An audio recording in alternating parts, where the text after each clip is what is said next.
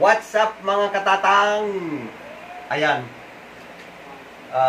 Congratulations po pala sa ating mga katatang na nabigyan natin ng tulong ng nakaraan. So, hindi man ganun karami, hindi man ganun kalaki, pero yun po ay nanggaling sa aming puso.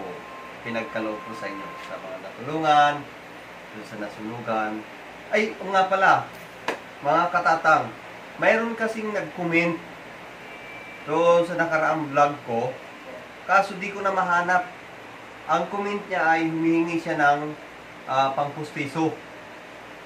So, comment ka dito sa vlog na to, i-comment mo yung pangalan mo para, kasi hindi ko alam kung paano ipapadala sa'yo eh.